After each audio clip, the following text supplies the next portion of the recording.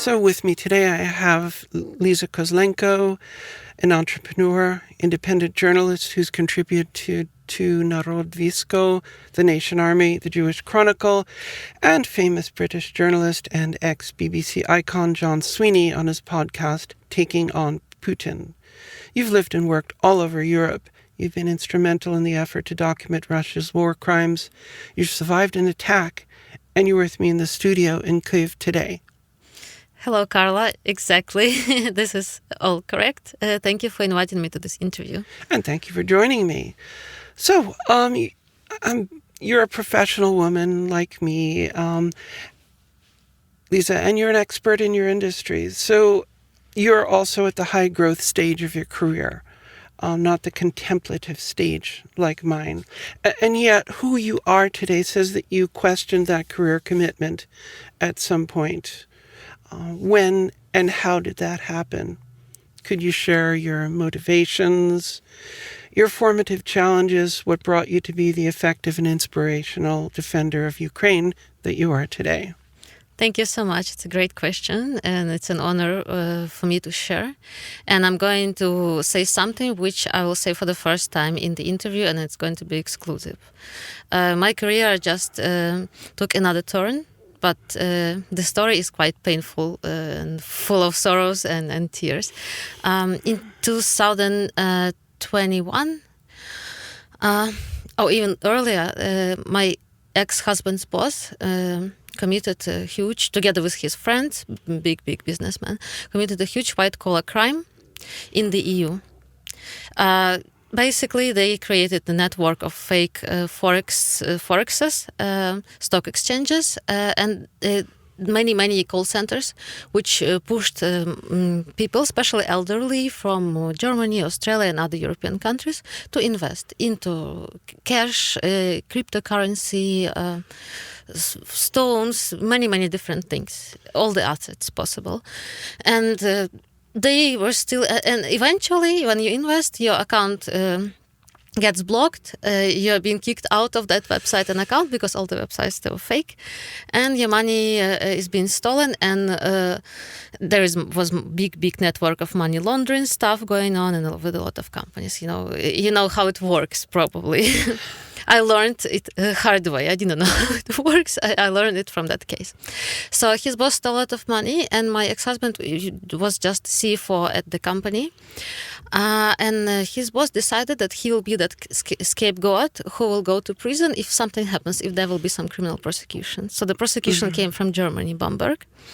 And the request from Germany was, please prosecute these people. It was the request for international help from Ukrainian law enforcement. Right. Please prosecute these people. And his boss and boss's friends were on the list, but my ex-husband was not there at all. Germany was not interested in him, even though they knew that he is a CFO of this company, but they knew that he was not stealing anything. He was just working at that company. So he went to prison as a scapegoat. And together with very famous lawyers, public lawyers, Miller, I was rescuing his life for 7 months and 10 days in 2021. And I rescued him from prison. So, by the way, if you need some prison rescuing, you can ask me, because I'm very experienced at it, and from some huge white-collar crime prosecution, I'm an expert. So I rescued his life, but then my life was completely destroyed. I got the depression of medium severity. It was really bad. I started taking antidepressants right before the full-scale invasion in December 2021. And I felt that my focus and my memory decreasing dramatically, and I could do nothing about it. I stopped being as effective as I used to be at work. I started feeling it, and still I used to work in clinical research at the great international company, and my bosses would rather give me some break, some maybe paid, maybe unpaid vacation. They offered me many different things, but I just felt that I cannot do it anymore. Working hard, having business trips every week, working on weekends, in the evenings, writing reports. It is really hard work, clinical research. I know, yeah. So I decided to quit my job for two reasons. First, to recover from depression, to take my time. It was kind of sabbatical planned. And also to start doing something else, which was my big dream for 5 or 6, maybe even more years, to run my own blog about clinical research on YouTube, and this is how I was going to earn money, because a blog about clinical research in English would monetize itself really well. And the second dream, which was even bigger, was to run my startup for foreigners. It's like personalized assistance for managing life in Ukraine and also from any place in the world, any civilian fixing which you can imagine. I wanted to do this for my beloved foreign guests in Ukraine, and to open an office in Kyiv, and also to I'll tell you later what I wanted to do, but that was my dream. So I quit my job in the end of January, right before the full-scale invasion began, 1 month before, with the intention to change my life, to start from scratch, because I was depressed, but I was stabilized by antidepressants. And this was my decision. I said, after the prison and after we got divorced for our personal reasons, which are between us, but we remained friends. We are really friends still nowadays. It was calm, peaceful, and the divorce was planned by both of us, and we are good. We're on good terms. But I felt like my life is completely destroyed. I no longer have that energy to continue my career in clinical research, and I no longer have a family. And I'm starting from scratch, but that's my future seemed bright and beautiful. I just knew that I need to recover and then work hard. That's quite a story. Having lived through several of these crises, so to speak, in New York, having grown up there, it's a sense of a deja vu, because lives really do get destroyed. I mean, people have jumped out of windows over these things, literally. And the fact that you did keep it together and you acknowledged the effect that it was having on you sounds rather healthy. Thank you so much. If you think so, then it's good. This is how the society sees me, but I'm still fighting the outcomes of that prosecution. Of course. Yeah, we're all works in progress. And that crisis. Yeah, so tell me more about what you're doing today, your career, your new career, together with the vision and the core principles, the goals of your new enterprise. Basically, who are you, Liza Kozlenko? Thank you for the question. First of all, right now I am an entrepreneur. I run my own startup called Ukraine Connect. To me, this is the most beautiful project. This is the project of my dream. And for the first time in my life, I feel like I'm completely, like 100% in the right place, in the right time. And I am making a difference. I'm serving my country, my society, and all the foreign guests and just friends, volunteers who come here, live here, or also those who live abroad but need some assistance, which I can do online. This startup, it's like I said, it is civilian fixing. I made my dream come true. I started it and I opened an office in Kyiv on Khreshchatyk Street, which is beautiful with beautiful view. The office is small, but it has everything for my beloved foreigners, like I always say. Tea, coffee, high quality cookies, sweets, all the books about Ukraine, Ukrainian resistance, our war, our cuisine, our history, Kyiv from above, Ukraine from above, with all these beautiful photos of all the regions. So I want my beloved foreigners, my clients and friends as well, to come to enjoy the coziness of my office, and to order some services which fall into several categories: daily chores, business, tourism, leisure. And we have quite a cheap price. We charge hourly, and it is $30 per hour, which I consider good. And I even decreased it from 55 to 30. So I wanted to make a price affordable for anyone. It was for maybe for in the military, for volunteers, for anyone. We do all kinds of fixing. We book tickets for you, organize your trip. We interpret and translate for you at different meetings, personal meetings, anything that you can imagine. We just don't do war fixing, like frontline fixing, because we cannot be responsible for your life, and this is something we don't want to endanger you. There are other fixers out there for this kind of thing, and we don't do matchmaking. This is my decision as a founder and CEO, and I always say, because it's kind of funny, we don't do matchmaking. I work every day. We work 24/7. I have a team of fixers. We are a team of fixers which register their business and do things legally in transparent way and pay taxes. Also, every month my business donates some amount of the income to Ukrainian charities, to the military. I always say demining, air defense, and just supplies for our militaries, medical supplies, tactical medicine. It's important to buy and to donate to. And it's not about I donate to killing or murdering. No, it's about I donate to saving both civilians and militaries, to saving lives. And also I volunteer. I'm a partner of a volunteer who buys a lot of medical supplies, tactical medicine for our militaries and for civilians who get wounded. And the girl lives in Donetsk region, and she buys medical supplies every day from abroad and here in Ukraine. And I help her with information campaign. I verified her completely that she is legit, and we report almost every day or every second day about purchases and the donations and with the amount of money. What else I do? For now, my freelance war journalism is on pause for two reasons. First is counteroffensive, and we just need to keep silent. Most of the journalists need to keep silent about what's going on the front line.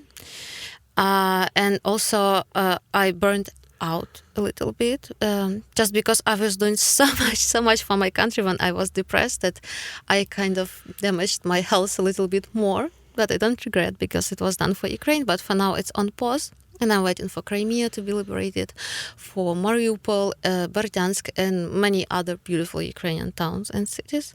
And of course, eventually, I'll go there and film some documentary, maybe with other colleagues, journalists. And what else I do? And I have a hobby and beautiful smaller project of mine. Apart from Ukraine Connect, it's psychological club. Let's talk. It is in Ukrainian, and it happens once a week on Wednesday, 7 p.m. at my office, the very same office with all the beautiful stuff for foreign guests. We gather as a small group of people, and we discuss particular topic, like loss of your life senses. It will be tonight, by the way. Like first, psychological aid in during the accident, if there is emergency, casualty, or something happened to you, like drone hit your building or your apartment, first psychological aid.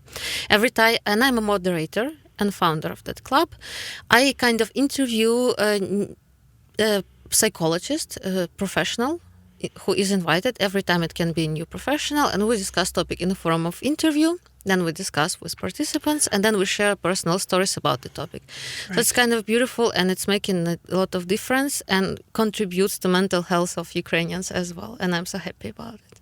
It's been a long time since the beginning of the full-scale invasion and the bombardment of Ukrainian cities. I recall that my dad, who was in London during the Blitzkrieg, counted it as 8 months. And it's been now more than twice 8 months. How many months now? We say 2 years, and from February, let me count really fast. 1, 2, 3, 4, 5, 6, 7, 8, 9. 2 years and 9 months. And in total, you want to know how 24 plus 9, 33 months. 33 months, oh gosh. Exactly that. So will you be making notes, publishing a paper someday about the long-term effects of war? Because this is something that has not been documented.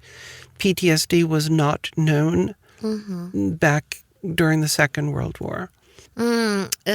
Personally, of course, I would love to write an article. Maybe I'll write. My idea is to write a book about all my experiences during this war, starting from Battle of Kyiv, and even ATO, anti-terrorist operation, which started in 2014. I was abroad, but still it affected me a lot. And annexation of Crimea, because my family was in Crimea when it was annexed. I want to write a big, comprehensive book about all the events. And right now, speaking of PTSD and long-term effects of war, there are many great professionals working here in Ukraine. For example, How Are You is a program, Olena Zelenska's program. And those psychologists, they already work with people, with our military, who come back, for example, those who got wounded and can no longer serve. And there are already many books written about PTSD in this particular war, but of course not enough. And the worst part we will be dealing with is coming after the victory, because all our brave heroes will come back here and they will need to get back to their civilian life. And we'll see what we will have to face later. One thing that as women we're working on is, and getting better on, is taking credit for what we've done, our accomplishments, and our promotable work. What would you call your best achievement overall? Your one that defines you, and one that perhaps kids today might remember you. Oh, that's Liza Kozlenko. Remember her? She did that thing. What is that thing? It's a great question. Thank you, Carla. First, in my entire life, right? Not only during the full-scale invasion, but we take my entire life, to consider. Mm-hmm. I would rather say my biggest achievement is that I always take responsibility for my own life. I try to never give up, no matter how hard the times are, and I always go against the system and against the common conventional rules of the society. I went to study abroad when everyone, my environment, even my family, was telling me, don't go, it's risky, please finish your master's here in Ukraine, who knows what's there in the EU. And I won the scholarship from European Commission, and I went to study at the Erasmus Mundus program. Then in 2016, when I decided to come back to Ukraine and settle down here and have my whole life here, my family and the whole society was saying again that there is war in this country, the economy, society and things are not good at all. Don't come back. You're in the EU. Enjoy your happy life in the EU. And I said, no, this is my home country, and I know I will have more opportunities here, and I can give more to Ukraine if I come back now, not later. And I'm very proud of these things which I'm doing right now, this year, 2023, that I make all my old dreams come true. And last year as well, beginning of full scale. So I launched my startup. I launched Psychological Club. I started attending tango classes. I got a dog, which I always wanted in my childhood, and I got 6 tattoos, and I didn't ask anyone, and I'm so happy about all these decisions, and I am taking the full responsibility for them, and it feels amazing. That's quite an example for younger women to follow. Really cool. And no regrets, like Edith Piaf, Je ne regrette rien. Edith Piaf, love this song. Even if I will have some regrets in the future, I'll take responsibility for those feelings and for my actions. Because future is closed. We never know what's coming next, what's waiting for us down the road. But we got to make our own decisions. Otherwise, somebody else will make the decisions on your behalf, which is not nice at all. Well said. And yes, that's perhaps that's a good definition of hell, when someone else is making your decisions. Exactly. Sartre said it was other people, but I think it's when other people make your decisions. I agree. Or circumstances, or life. When you just let it go and let all things just happen. It's not my way. So, as someone who writes poetry, who's creative, you've got that poet's soul. And that's something that we may be born with. Maybe it comes from nurturing, and there's shelves and shelves full of books about it. We do know that the poetic soul does exist. And in wartime, what happens?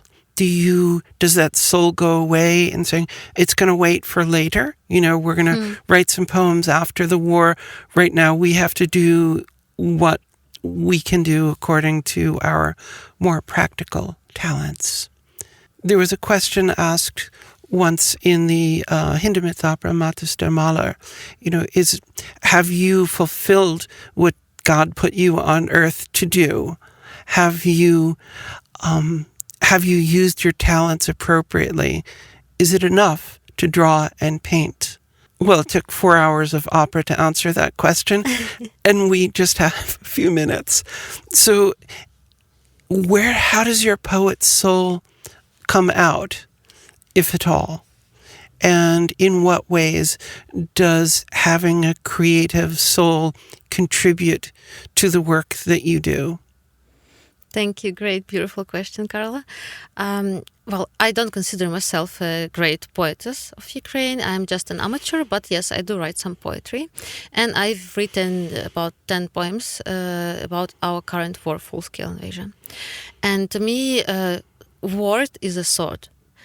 And everyone, artists, poets, musicians, they are fighting on their own front lines with word or music or paintings. And this is what poets do as well. And poetry is one of the most beautiful ways to deliver the message, to show your attitude to the world, to share your thoughts and your inner world with the rest of the world. So this is what I do, and I used my poetry in information war, plus, of course, for the entertainment and for pleasure, just for the beauty of it. And I've written poems about occupation, about deliberated villages, everything I've seen during my journalistic trips to Bucha, Irpin, Borodyanka. I try to put it in poetry to remember it and just, to engrave it in form of a poetry. So this creativeness, this small talent of mine helps a lot. And of course, many of my friends, they're truly great Ukrainian poets, and they write a lot of beautiful poems. Now, the poetry is blooming in Ukraine. And of course, there is no other topic which we talk about but war. Our war, life in the rear and on the front line. And there are so many poets fighting on the front line. So I guess poetry is just one of the weapons, beautiful one, and we are not going to stop using it against the enemy. Exactly. The enemy seems to like to weaponize anything that they can get their orky little hands on. Exactly. And we need our weapons too, and it's not just guns. I mean, we need specific armaments to win the war, but we also need the people. And yeah, that seems to be one of the big differences between civilization in a democratic society, where we can express ourselves, and a society in which we cannot. True. Okay, so now here's the more creative part of the interview, when you can just let your imagination go. So that undiscovered country, the future that you just mentioned. How do you see your country in 10 years from now, after victory, in the period of reconstruction? So let me qualify that for a moment. So never mind conditions today. As Europeans, all of our countries have a lot of problems. We can't throw stones. We can't talk about corruption in Ukraine when we've got it in our own country, or a scam in Ukraine when I've seen 3 or 4 of them just like that in New York. I mean, that's where the playbook was written. And if we want to get away from corruption, we might as well go to some corner of the EU like the Faroe Islands, where there's possibly no corruption and we can eat our surströmming and be really happy. So forget Western media's eyes, forget the civil service today, or this minister or that judge. Well, they're just jerks and they're on the take, na lapu. Let's have a look at, what does Ukraine look like? What would you like to see it look like in 10 years? Thank you. Great question again. To me, as a Ukrainian, as a local, subjectively, Ukraine is the best country in the world and the country I believe in, even though it is bleeding and it is wounded now, literally wounded country. And I will always stay here as long as Ukraine exists. And I guess right now I have the best citizenship in the world. And even hypothetically, even if some foreigner would like to marry me and I would like to marry him, I'm still staying here. I'm not moving anywhere. He's supposed to come here and live with me here. And I'm not changing. I'm not giving up Ukrainian citizenship for any other citizenship. Just wanted to be this straightforward. Well, for sure, I see Ukraine as a powerful member of the European Union and NATO. I also see that how our society will change with time when we will become we'll have these two memberships. I will become more open-minded. Will change in terms of values because our problem is that we have been behind the Iron Curtain thanks to Russia, to the Soviets for so long, and we have not seen a lot of things in the Western world, and we'll face them, and we might have cultural shock, both the West and us together, but we know that we belong there. We are one family, and it will be the beautiful dance of getting closer and becoming one family. I also hope that the country will change in terms of legislation for better, of course, court reform, pension, financial reform, especially court reform. I believe that case like my ex-husband's case, scapegoating and just throwing people to prison for nothing will be something which is impossible to happen here in this beautiful country. I love Ukraine, but we still know of our problems. And I hope that our politicians will not be corrupt, or the amount of corruption will decrease, and that a lot of our militaries and volunteers, they will go into politics and they will change this country for better. I'm fully aware that we will have to sacrifice some of our freedom for safety, because we will always have this aggressive neighbor, which is Russia, one way or the other, in any form, which will Russia turn into later. And for this reason, we need protection from the West. But nowadays, without these two memberships, we have a lot of freedom, and every foreign guest can confirm this, that we have much more freedom. We are free to say anything, to do anything here, legally. We feel so free, much more free than in the EU, for example, because I lived in EU for 3 years, and I know the difference. And this was one of the reasons I came back here, because I can be anyone, I can do anything here, I can be as free, as creative as I want. And unfortunately, we'll have to sacrifice part of this freedom for safety, which I guess we are willing to do now. This is truth. No sweet sugar. It's just what I think. Excellent. And it's quite a vision, but definitely possible. I'm here with Liza Kozlenko in the largest country in Europe. Folks, don't forget that. The largest country in Europe is Ukraine. Is Ukraine. You betcha, sweet patootie. And thank you so much for talking to me today. And here's to that vision coming true. Thank you so much, Carla, for coming here Thank and for you, interviewing Liza. me. Okay. Bye. Bye.